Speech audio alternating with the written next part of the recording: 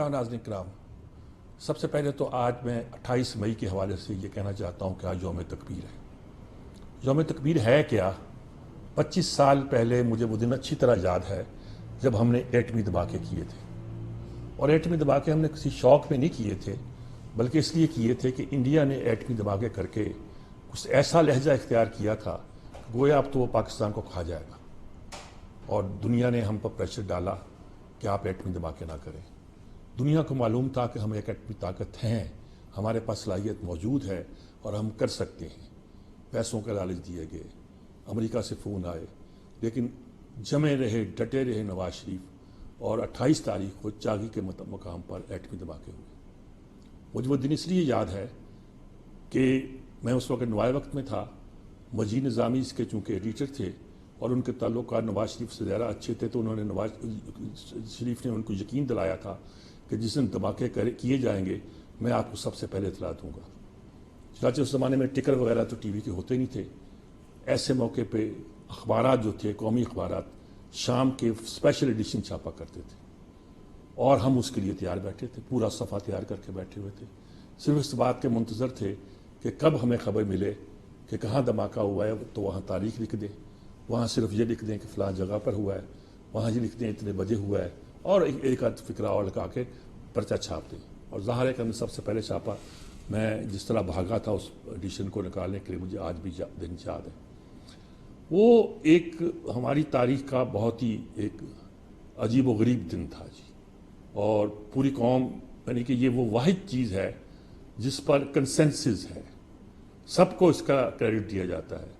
भुट्टो साहब से लेकर जिन्होंने शुरू किया, नवाज शरीफ तक, दरमियान में ज़ियाउल हक ने जैसे उसको प्रोटेक्ट किया, हत्ता कि जो हमारे गुलाम इसाक खान थे, जिनके बारे में दोनों पार्टियां बहुत नेगेटिव राय भी ज़ाहिर करती हैं, लेकिन इस मामले में वो इस बात पर मुत्तफिक है कि इस मामले में उनकी बड़ी कंट्रीब्यूशन थी। किस तरह उन्होंने सारे बंदोबस्त किए, सारी चीज़ों को संभाला।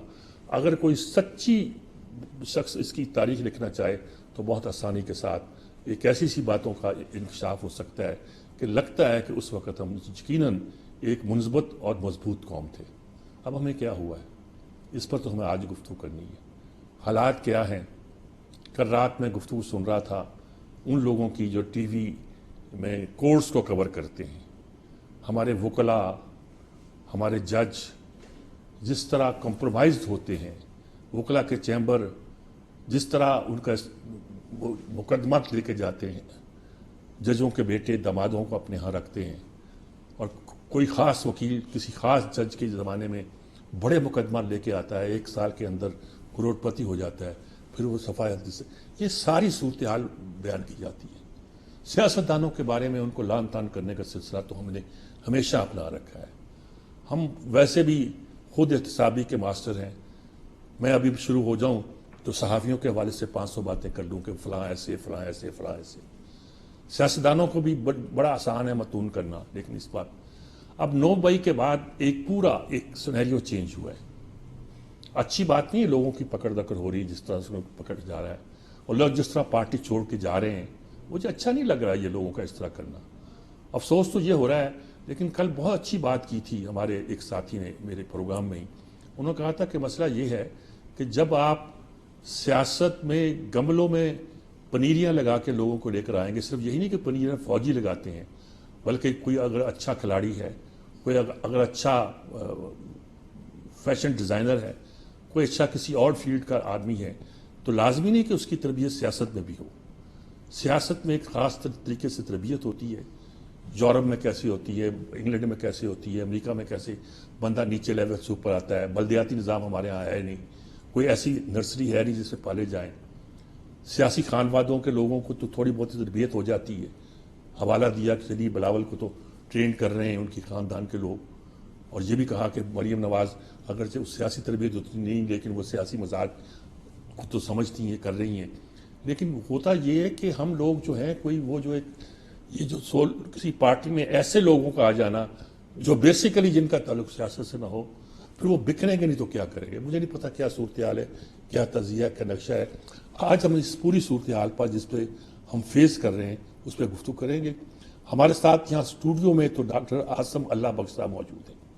वैसे तो हैं ये डॉक्टर, لیکن بڑے بڑے پروفیشنل تجزیہ نگاروں سے زیادہ یہ ملکی معاملات پر نظر رکھتے ہیں جی۔ افتخار احمد صاحب ہے میرے ساتھ ہیں جی، ہمارے ہمیشہ ہی جواب دہ رہتے ہیں جی وہ، اور یعنی کہ طالب علمی کے زمانے سے آج تک سیاست سے بھی وابستہ ہیں اور صحافت سے بھی وابستہ ہیں، اور پوری جو ہسٹری ہے اس سے وہ واقف بھی ہیں، اور کڑتے بھی ہیں، جلتے بھی ہیں، سوچتے بھی ہیں، سمجھتے بھی ہیں، کچھ کہنا بھی چاہتے ہیں۔ صابر شاہ صاحب ہماری آج کی صحافت میں ایک بہت بڑا نام ہے، میں بالکل صاف لفظوں میں کہوں گا، جو بالکل ایک پروفیشنل کی حیثیت سے معاملات کو اندر جا کے دیکھتے ہیں اور سمجھتے ہیں۔ مجھے توقع ہے کہ چند لمحوں میں بریگیڈیئر حارث نواز صاحب بھی ہمارے ساتھ شریک ہو جائیں گے، آج کل شامل ہیں، میرے خیال میں وہ شامل ہو گئے ہیں، اور ان سے بھی ان کی رائے لیں گے۔ فوجی نقطہ نظر سمجھنا بھی بہت ضروری ہے، لیکن آج کل فوجی بھی ملتے نہیں ہیں تجزیہ کرنے کے لیے، ہمارے بہت سے دوست ہیں وہ کہتے ہیں کچھ دن ٹھہرو۔ بہرحال یہ سارا ہمارا یہاں ہے۔ میرا خیال ہے میں افتخار صاحب سے شروع کرتا ہوں تاکہ کچھ، افتخار صاحب کیسے یہ آپ ساری صورتحال کو دیکھتے ہیں؟ سر آپ نے موضوع پر جو ابتدائی لفظ کہے ہیں وہ بڑے امپورٹنٹ ہے۔ میں سمجھتا ہوں کہ پاکستان کے اندر ٹرائکوٹمی کا جو کانسیپٹ ہے وہ بہت بری طرح متاثر ہو گیا ٹھیک ہے، آج کی صورتحال میں۔ ٹھیک ہے، پارلیمنٹ، ایگزیکٹو اور جوڈیشل، اور ایگزیکٹو میں آرم فورسز، ٹھیک ہے، یہ تینوں کے تینوں اپنی ساکھ کھو بیٹھے ہیں، اور یہ بہت افسوسناک ہوا ہے۔ پارلیمنٹ نے فیصلہ کیا 1943 کے بارے میں، عدلیہ نے اس کو تسلیم کرنے سے انکار کر دیا، ٹھیک ہے، اور افواج پاکستان کے اندر جو ایک روایت پڑی کہ کسی ایک خاص آدمی کو پیار کر کے لا کے اقتدار میں بٹھانا اور پھر اس کو انکنڈیشنل سپورٹ فراہم کرنے کا جو تجربہ تھا وہ بھی پوری طرح پٹ گیا۔ سو جس ملک میں ٹرائکوٹمی آف پاور کا یہ حال ہو جائے تو اس کا فیوچر کیا ہوگا؟ میرے نزدیک تو یہ سوال اہمیت اختیار کرتا جا رہا ہے۔ ٹھیک بات۔ کیا ہم ان اداروں کی ساکھ بحال ہوتے ہوئے دیکھیں گے؟ اس وقت خاص طور پر عدلیہ کی ساکھ تو بہت ہی متاثر ہوئی ہے۔ سر میں وہ کیا عرض کر رہا ہوں کہ جو پارلیمنٹ کے فیصلہ جو کیا ہے اگر اس کو عدلیہ تسلیم نہ کرے تو معاملہ تو سارا وہیں پہ ختم ہو جاتا ہے۔ غلطی پارلیمنٹ سے ہوئی تھی کہ 18ویں ترمیم میں جو یہ طے ہوا تھا کہ عدلیہ پر ایک چیک ہوگا، ایک نگرانی ہوگی، اس کے خلاف جو انہوں نے شور مچایا اور اس کے دباؤ کے تحت آپ نے 19ویں ترمیم کر کے وہ اختیار واپس کر دیا اور ان کو بالکل ایک ایسا ادارہ بنا دیا جو وہ کسی کو جواب دہ ہے ہی نہیں۔ وہ کہتے ہیں جی ہمارا اپنا ایک سسٹم ہے 17 آدمیوں کا، ابھی 17 لوگ ہیں لیکن اس کے تو 15 لوگ ہیں، ابھی 2 ججز کم ہیں۔ وہ 17 لوگ کہتے ہیں کہ ہم سیاہ کریں سفید کریں، کوئی ہم سے سوال نہیں کر سکتا۔ لیکن اب تو یہ آ گیا کہ ان 15 سے بھی نہیں پوچھتے جو موجود ہیں، وہ ایک شخص آپس میں جرا بندی، بالکل ٹھیک کہہ رہے ہیں آپ۔ اب دیکھیں اس میں 15 میں بھی 7 ایک جگہ اور 8 ایک جگہ ہے، ان 8 میں بھی 3 جو ہے ایک چیف جسٹس کے ساتھ ہیں، اور پچھلے اگر 2 سالوں 3 سالوں کو دیکھا جائے تو یہ 3 یا 4 جو جج ہیں یہ ہی تمام امور کو ہینڈل کر رہے ہیں اور فیصلے کر رہے ہیں۔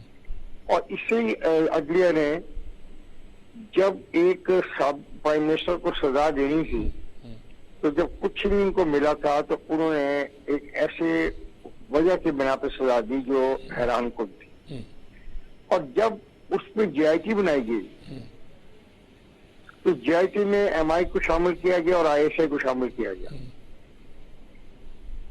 جب اس زمانے میں ایم آئی اور آئی ایس آئی کو شامل کیا گیا تو اس کو اس طاقت کو تسلیم کیا گیا، اور آج وہی عدلیہ پارلیمنٹ کی بات ماننے کو بھی تیار نہیں ہے۔ ٹھیک ہے، ٹھیک۔ تو اب یہ معاملہ ہو گیا بہت خراب۔ پارلیمنٹ نامکمل ہے، آدھے سے زیادہ لوگ पार्लियामेंट से इस्तीफा देकर जा चुके हुए हैं। सो पार्लियामेंट का जो एक कॉन्सेप्ट होता है वो बहुत बुरी तरह मुतासर हुआ है, बिल्कुल मुतासर हुआ है।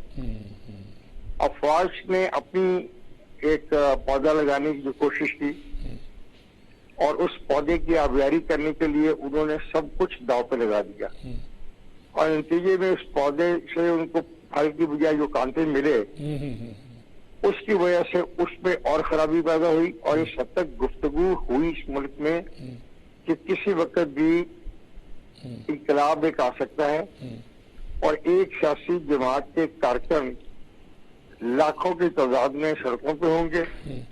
एक खास सूरत हाल पैदा होगी और उस खास सूरत हाल के बाद फौज के अंदर से एक ग्रोह जो है वो उनकी हमायत में उठ खड़ा होगा। ये तस्वर किताबों में तो पढ़ते थे, अफ्रीका के रियासतों में ऐसा होता देखते हैं, लेकिन यहाँ पे तो नाम ले लेके कि इस आदमी की जगह ये आदमी उन मुजाहिरीन की हमायत में फैसला करेगा, ये भी सुना और देखा हमने।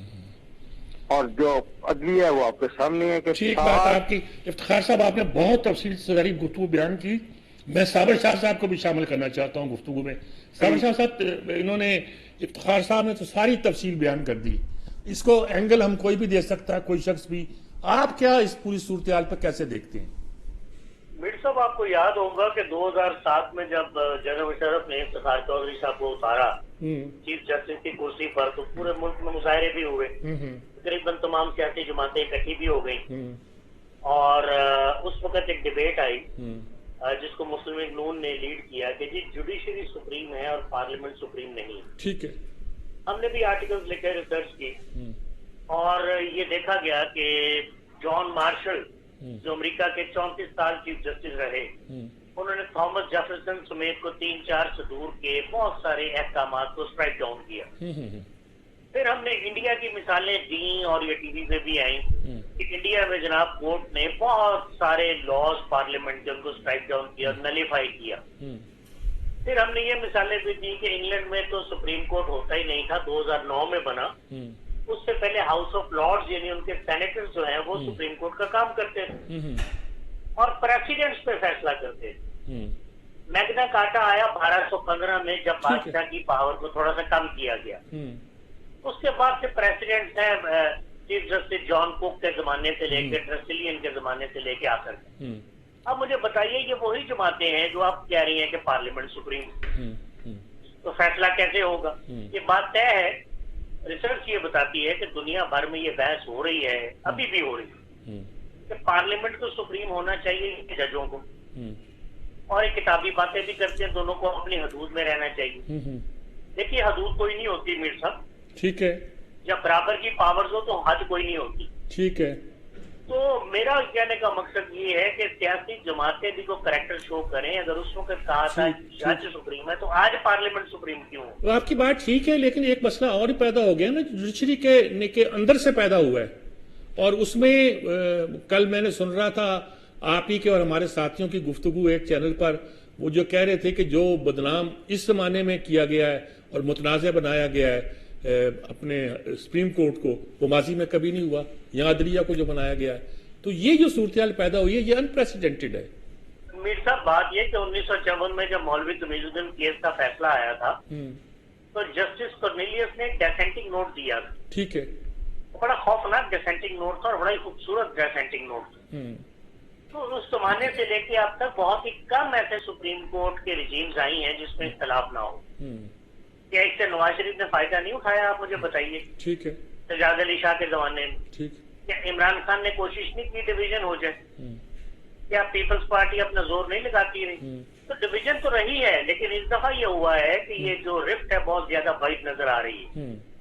जस्टिस काजी फायज ईसा की और उनकी जो सपोर्ट आ रही है मुस्लिम लीग नून की जानिब से, इस तरह उमर इंतहा बंदियाल साहब की जो सपोर्ट आ रही है पीटीआई की जानिब से, ये बहुत ही खौफनाक, ये बहुत अफसोसनाक। सुना वकीलों में भी डिवीजन ऐसी है कि एक जो चैम्बर है वो फलां जज के साथ है, दूसरा चैम्बर फलां जज के साथ है, उसके दामाद जब बच्चे उनके साथ हैं, उसके दामाद और बच्चे उनके साथ हैं, और ये मिलजुल के ही सारे मामला तो हो जाते हैं।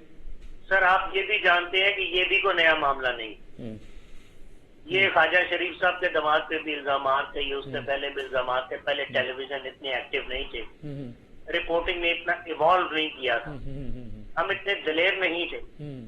تو مجھے بتائیے کیا ہر دور میں کوئی ایسے وکلا نہیں رہے جو فیورٹ ہوں ججز کے؟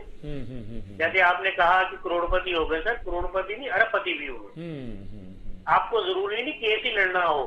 اس پہ صرف میں چھوٹی سی ایک بات کرنا چاہتا ہوں کہ مثلا شریف الدین پیرزادہ تھے، بڑے بدنام تھے، لیکن وہ ایک بہت بڑا لیگل مائنڈ تھا، اس میں کوئی شک نہیں تھا، لیکن ان کی شہرت یہی تھی کہ ان کے چیمبر کے سارے لوگ سپریم کورٹ میں ہیں، یہاں تک کہ چیف جسٹس بھی ان کا آیا، تو اس لیے ان کی طاقت ہے. یہ آپ ٹھیک کہہ رہے ہیں، لیکن یہ تھا کہ کچھ لیگل مائنڈ بھی تو ہوا کرتے تھے نا. دلائل اب تو کوئی دلائل نہیں ہوتے، صرف بات سنی اور ختم ہو گیا کیس.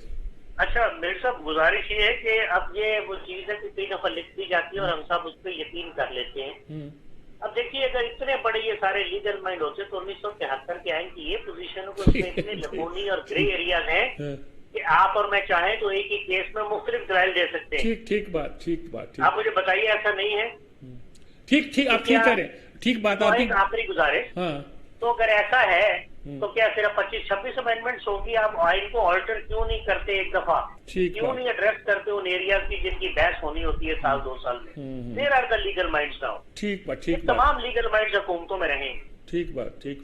اچھا اگر کنہوں نے کیا ہو؟ میں آپ برگیڈ صاحب کو شامل کرنا. برگیڈ حاضر نواز صاحب، آپ نے ساری گفتگو سنی ہمارے ساتھیوں کی، صحافی ساتھیوں کی، اور ان کے اینگلز بھی سنے آپ نے. آپ کیا کہتے ہیں اس پوری صورتحال پہ؟ دیکھیں میر صاحب، بات یہ ہے کہ وی مسٹ انڈرسٹینڈ قانون سازی بالکل پارلیمنٹ کرتی ہے، اور جو پارلیمنٹ قانون بنا لیتی ہے اس کی تشریح، اس کی implementation is responsibility of the supreme court of Pakistan. یہ تو ہمیں کوئی ڈاؤٹ نہیں ہے. جب آپ نے قانون بنا لیا، ان کو پاور دے دی، تو پھر لیٹ دیم ڈیسائیڈ. حکومت عدلیہ کی پاور کو امپورٹنس دیتی ہے تاکہ ملک میں جنگل کا قانون نہ ہو، اور لوور جوڈیس سے لے کے اوپر تک جو احکامات آئیں آپ کے لیگل ریمیڈیز کو پورے کرنے کے بعد وہ اس کو امپلیمنٹ حکومت ایگزیکٹو کرتی، بہت جوڈیشری ہیو نو پاور. اگر آپ سمجھتے ہیں کہ اس وقت کہ جی آپ کیونکہ پاور دی ہوئی ہے تو وہ ڈیسیژن کر رہے ہیں، آپ اس وقت چینج کریں گے، that is bad. This shows self interest of the government. اگر آپ ایک کرتے ہیں کہ ایک پارلیمنٹ نے سپریم کورٹ نے فیصلہ کیا، کیبنٹ اس کو کہتی ہے یس، پارلیمنٹ اس کو انکار کرتی ہے، اس لیے کہ دونوں parliament cabinet are same, there is no opposition. So اس کی وہ کریڈیبلٹی آف پارلیمنٹ اس وقت نہیں ہے جو ہونی چاہیے. آپ کی جو پبلک اکاؤنٹ کمیٹی کا چیئرمین اپوزیشن کا ہوتا ہے، اگر آپ کی اسٹینڈنگ کمیٹی ہوتی ہے تو آدھوں میں اپوزیشن ہوتی ہے، آدھوں میں وہ، اس وقت سب ایک ہے. سو اس لیے اس پارلیمنٹ کی وہ کریڈیبلٹی میں نہیں سمجھتا ایز اے انڈیپینڈنٹ پاکستانی شہری، جو کہ اپوزیشن ڈیموکریسی کی ایک ایسنس ہے کہ اسٹرانگ گورنمنٹ اسٹرانگ ڈیموکریسی، وہ نہیں ہے. ٹھیک ہے. حکومت اوپنلی سپریم کورٹ کے آرڈرز کو ڈیفائی نہیں کرتی کیونکہ پھر ان کی تو بے توقیلی ہوتی ہے. ریڈ زون 144 آپ وہاں کے گیٹ پہ جا کے توڑ کے آپ وہاں کھڑے ہو کے کہیں کہ عطا بنجال تم ریزائن ہو جاؤ ورنہ تمہیں گھسیٹ کے نکالیں گے. یہ میں ایز اے پاکستانی فیلنگ بتا رہا ہوں، this is not required. There is 101 ways to do it. اگر آپ کا 2-3 کا 4-3 کا فیصلہ تھا، بٹ اگر سپریم کورٹ نے فائنلی کر دیا، اس کو آپ ریویو میں چلے جائیں نا، ریویو میں جا کے اس کو چیلنج کر دیں، but you can't do like this. وہ کہتے ہیں کہ وہی بینچ ہے اور بینچ فکسنگ ہو رہی ہے، اور 80 مقدمے اسی بینچ کے پاس آ رہے ہیں، اور 3-4 سیاسی مقدمے کسی اور کے پاس جا رہے ہیں. یہ اعتراضات ہیں. اس میں بہت سارے یہ ہیں کہ ان فلاں وکیل آتے ہیں، فلاں وکیلی کرتے ہیں، فلاں وکیل فلاں کے ساتھ ہیں. بہت سی باتیں آ رہی ہیں. ماضی میں ایسا نہیں ہوا کبھی. میرے صاحب میں اس بات میں متفق ہوں کہ سپریم کورٹ کی بہت بڑی رسپانسبلٹی ہے ٹو مینٹین بیلنس اور انصاف سب کو برابر رکھیں. بالکل ٹھیک ہے. کسی ایک کی سائڈ لینا آپ اپنی خود امپورٹنس کو لوز کرتے ہیں، جو کہ کئی جگہوں پر ہوا بھی ہے. But then you have to bear it. کیونکہ آج کے مجھے بتائیں ہائی کورٹ یا سیشن کورٹ کے فیصلے کو ایک عام آدمی کہتا ہے جو میں نہیں مانتا، تو ہم ان کو کیا کہیں گے کہ کون امپلیمنٹ کرتا ہے؟ پولیس آ جائے گی، اے سی آ جائے گا، ان کروائے گا. تو اگر یہ ہوگا وہ بھی نہیں مانے گا تو کیا کہ میں نہیں مانتا. وہ کہتے ہیں جی ہائی کورٹ کو کہتے ہیں پبلک مینٹیننس لا ہے ہی غلط، عامر نے بنایا تھا، ہم اسی کو اسٹرائک ڈاؤن کرتے ہیں. تو یہ کچھ زیادہ نہیں ہو گیا؟ بالکل کرنے دیکھیں نا، 150 لوگوں کی بیل اینڈ براک لے لیتے ہیں میرٹ پر، ہر کیس کو دیکھنے کے بجائے 200 بندوں کی بیل لے لیتے ہیں. ابھی بہت یہ نظر آ گئی نا فلاز، تو ابھی پارلیمنٹ کو چاہیے کہ جب نئی حکومت آتی ہے، مینڈیٹ آتا ہے، آپ نئی لیجسلیشن کریں and change the rule, make it comprehensive, but balance رکھیں پارلیمنٹ، ایگزیکٹو اور جوڈیشری. ٹھیک ہے برگیڈ صاحب، میں دوبارہ آپ کی طرف آتا ہوں، مجھے اشارے ہو رہے ہیں کہ وقت کم ہوتا جا رہا ہے. ڈاکٹر صاحب میں اب آپ کو میں نے ساری باتیں سنائی، اس لیے میں نے اسٹارٹ میں آپ سے نہیں لیا جان بوجھ کر، حالانکہ آپ قریب بیٹھے ہوئے تھے، کہ سارا پوائنٹ آف ویو سامنے آتے ہیں. اس میں ہم ابھی 9 مئی کا ذکر نہیں کر رہے بالکل، وہ بھی ایک بہت بڑا واقعہ ہے، بہت بڑا ثانیہ ہے، اور ہر آدمی اسی پہ اٹکا ہوا ہے ویسے تو اگر دیکھا جائے. لیکن اب کورٹ نے اتنی امپورٹنس اختیار کر لی ہے، یا ان کے معاملات پہ اتنا ہمیں کرائسس نظر آتا ہے کہ ہم ان کے متنازع ہونے پہ زیادہ گفتگو کرتے ہیں. آپ کا پورا نقشہ کیا نظر آتا ہے؟ دیکھیے سر، بات یہ ہے کہ آئین جو ہے وہ اسی لیے ایک جمہوریت میں ہوتا ہے کہ ریپبلکنزم جسے کہتے ہیں کہ سب کو ایک چیز پہ اتفاق ہوتا ہے، ایک چیز سامنے ہوتی ہے، رولز آف دا گیم ہوتے ہیں، اس کے مطابق چلنا ہوتا ہے. آئین کا ایک لیٹر ہوتا ہے جو اختیارات تفویض کرتا ہے، اور ایک اسپرٹ ہوتی ہے جو ذمہ داریاں تفویض کرتی ہے. ہمارے یہاں اس وقت جو کچھ ہو رہا ہے وہ اختیارات کی جنگ ہے، اور وہ نی جرک ریئیکشن ہے.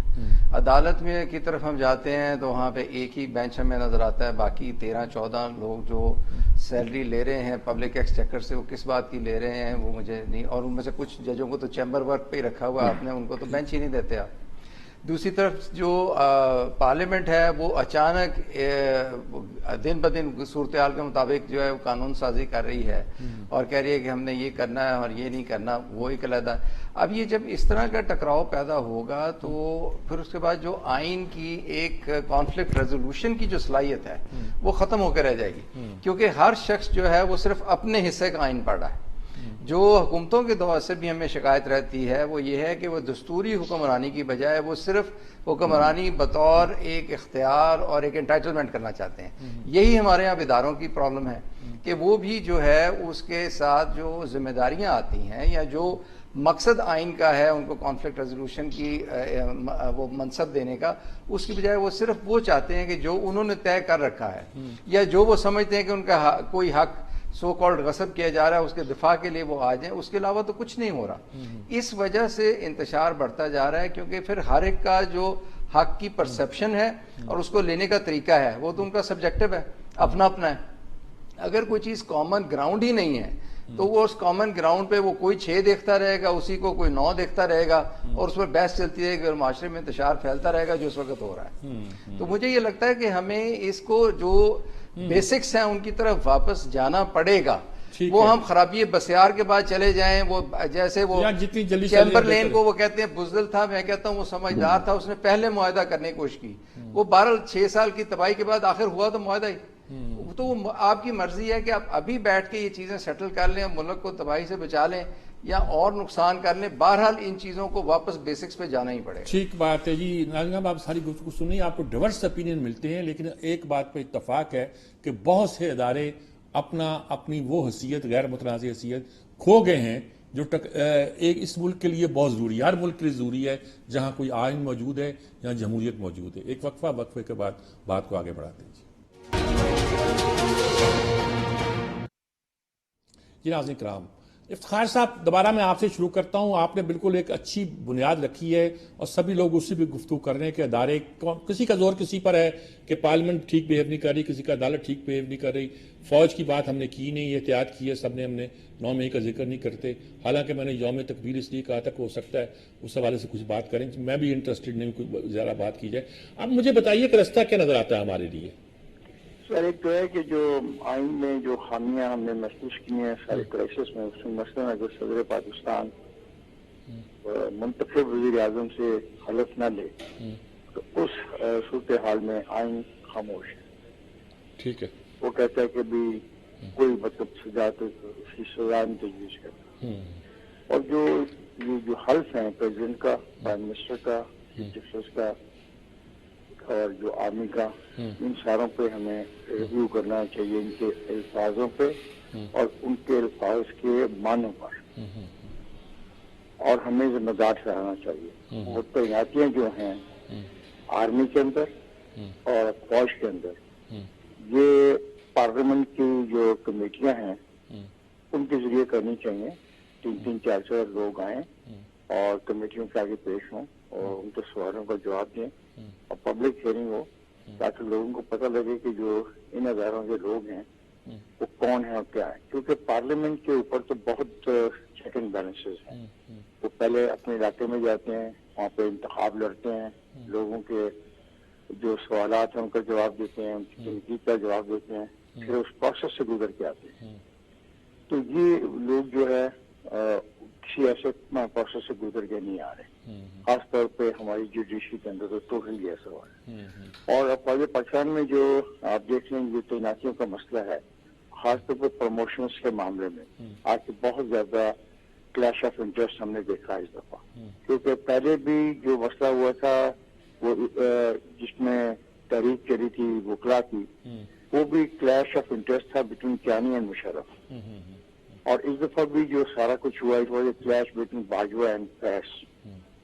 تو یہ دو چیزیں ہم نے دیکھی ہیں. اب ہمیں اس پہ راستہ نکالنا پڑے گا. ایک اور بات تو دیکھیں, گورنر کہتے ہیں کہ آپ مجھے ایک دفعہ گورنر بنا دیں, تو میں اگر نہیں اپنی رسپانسبلٹی نبھاتا تو اس گورنر کو بھی آپ who will remove the governor and how he will be removed.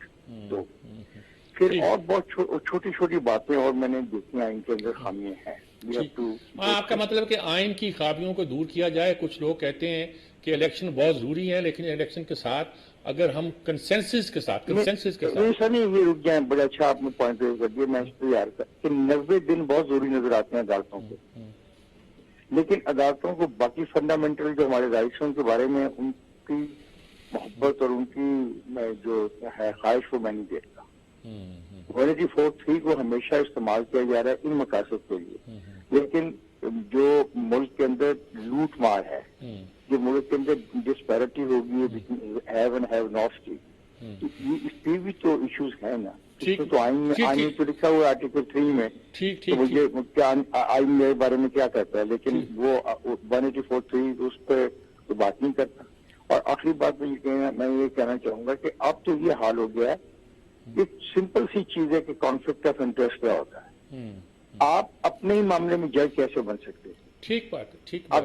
اب یہ جو کیس چل رہا ہے اس میں 2 ججز کے بارے میں لوگوں کو اعتراض ہے, لوگوں کی مختلف رائے ہے, اور وہ جج اپنے ہی خلاف جو لوگوں کی رائے ہے اس میں خود ہی جج بننا چاہ رہے ہیں.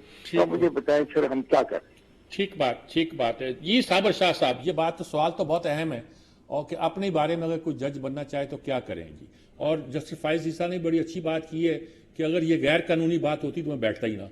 یعنی کہ ہر آدمی اپنے لحاظ سے اپنے آپ کو سمجھتا ہے کہ وہ حق پر ہے, سچ پر ہے. ہم کہاں جائیں؟ میر صاحب, یہ آپ کو یاد ہوگا کہ افتخار چودھری صاحب کے بیٹے ڈاکٹر اسلام پہ الزام لگائے تھے ملک ریاض. ٹھیک ہے. تو یہ آپ کو یاد ہے جو پہلا بینچ بنا تھا اس کے سربراہ افتخار چودھری خود بن گئے. ہاں, پھر ہٹ گئے.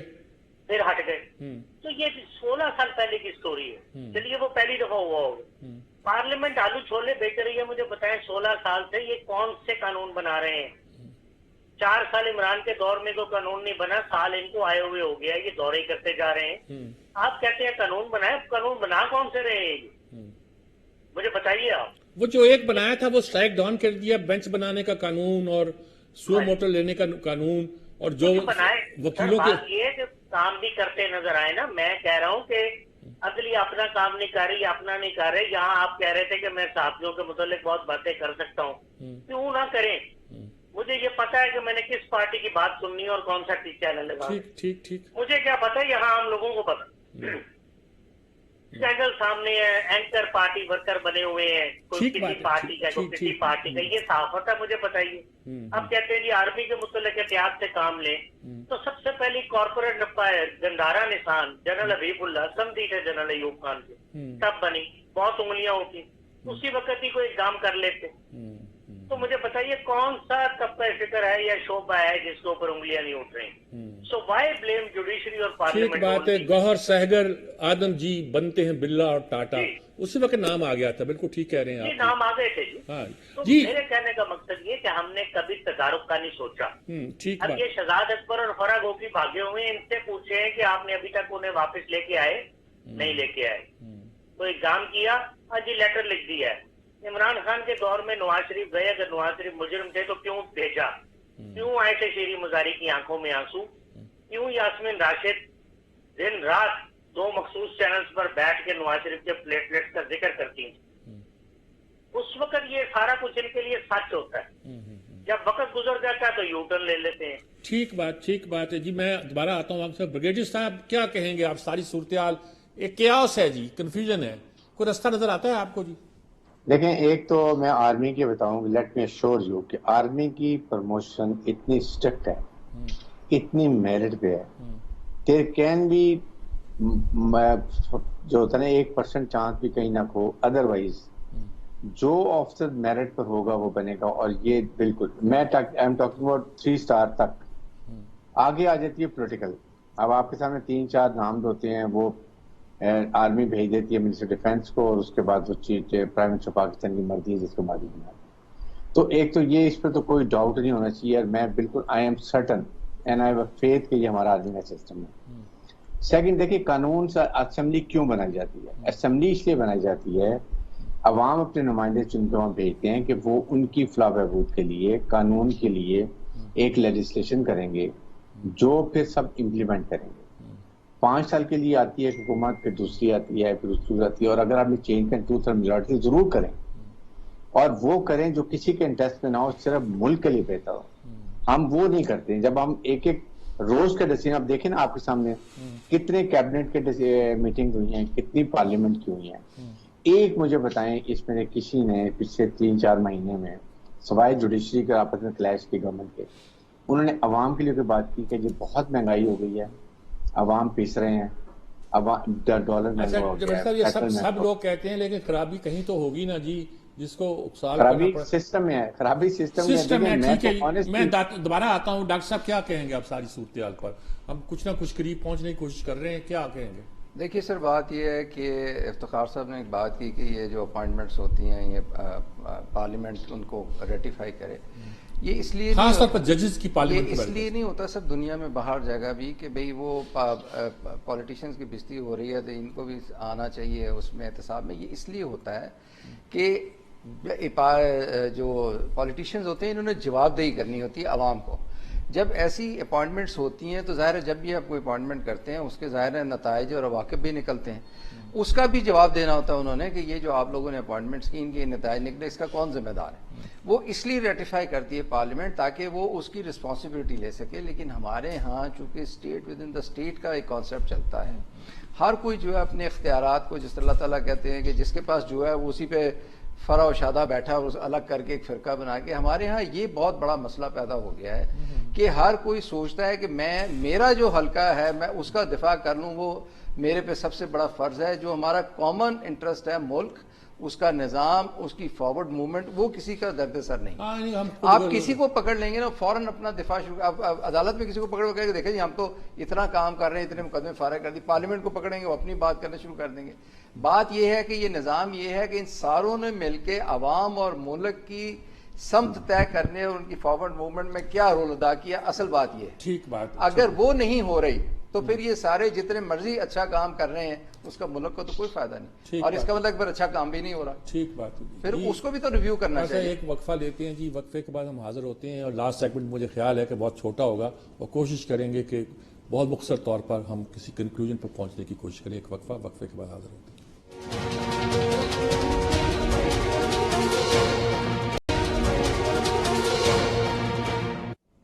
یہ ناظرین کرام، وقت بہت کم ہے جی، جیسا کہ ہوا کرتا ہے لاسٹ سیگمنٹ میں، تو میں سیدھا یہ افتخار صاحب کے پاس جاتا ہوں. افتخار صاحب لاسٹ لائن، باٹم لائن کیا کہیں گے آپ جس پہ ہم بات میں تو باٹم لائن میں یہی کہوں گا کہ پارلیمنٹ از دی سپریم، کیونکہ پارلیمنٹ میں جو ہمارا آئین کہتا ہے کہ سرکار نے جو اختیارات ہیں وہ عوام کے منتخب نمائندوں پہ چھوڑے ہیں. ٹھیک ہے. جب ہم اس بات کو مانتے ہیں تو لیٹ دی پارلیمنٹ ڈیسائیڈ، اور صاف ظاہر ہے کہ پارلیمنٹ کوئی ایسا ڈیسیژن نہیں کرے گی جو آئین کے بنیادی ڈھانچے سے مصادم ہے، ویسا قانون سازی نہیں کرے گی نا. ٹھیک بات. وہ یہاں پہ ہم جنس پرستی کی میں سمجھ گیا، آپ کی بات سمجھ گیا کہ جمہوریت کا وہ کانسیپٹ ہمارے نہیں ہے جو مغرب میں ہے. ہمارے ہاں تو جو کچھ کیا جائے گا ہمارے اخلاق، ہماری تہذیب، ہماری ثقافت، ہماری روایت کے مطابق کیا جائے گا. بالکل ٹھیک ہے جی. صابر شاہ صاحب آپ کیا کہیں گے؟ آپ سر 2 چھوٹی چھوٹی باتیں ہیں. جو جیسے مرضی قانون بنائیں. یہ جو لکھا ہے کہ chief justice is the master of the roster, اس کو ختم کیجیے، ورنہ عمر صاحب بندیال کو وہ کرنے دیجیے جو وہ کر رہے ہیں. اچھا ٹھیک ہے. دوسری بات یہ ہے کہ اب supreme court is the final interpreter of the constitution, اگر یہ غلط ہے تو اس کو بھی ختم کر دیجیے. ٹھیک ہے.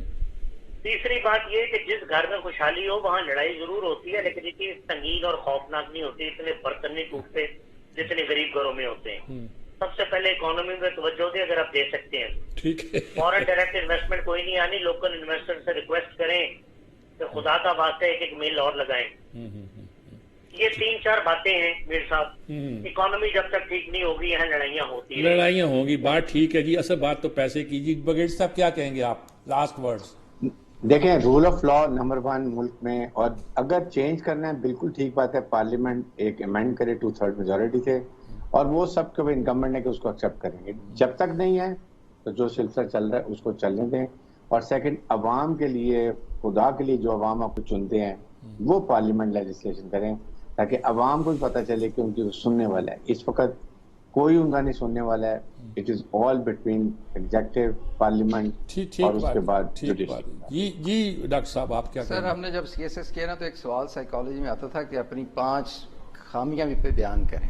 میرا خیال اس وقت وقت ہے کہ ہم اپنے سارے اداروں کو کہیں کہ وہ بھی اپنی 5 خامیاں بیان کریں جو جن کی وجہ سے ملک کو نقصان پہنچا ہے، اور ان کو ٹھیک کرنے کے لیے وہ خود کیا کرنے میں انٹرسٹڈ ہیں. بجائے ہم ایک دوسرے پہ کریں، ہم یہ پارلیمنٹ کو بھی کہیں، عدلیہ کو بھی کہیں، فوج کو بھی کہیں کہ 5 ایسی چیزیں بتائیں جس نے ملک کو تباہ کیا، آپ کی وجہ سے ہوا، اور آپ ان کو کریکٹ کرنے کا کیا ارادہ رکھتے ہیں. اس کے بعد یہ بات جو ہے نا میرا خیال ہے بہت کہ اچھی اسکیم ہے. یہ بھی بہت اچھی تجویز ہے جی کہ سب سے پوچھا جائے کہ آپ کے اندر کیا خرابی ہے، خوبی کی بجائے خرابی پوچھی جائے، اور پھر ان سے کہا جائے کہ آپ ہی اس کا حل تجویز کریں. میرا خیال ہے اچھی رائے ہے، اور شاید اگر ہم اسی رائے پہ چل جائیں اور سنجیدگی کے ساتھ چلیں اور اس کو برا نہ مانیں تو شاید ملک کا مقدر سنور جائے. اللہ کرے ایسا ہو. اجازت چاہتا ہوں. اللہ حافظ.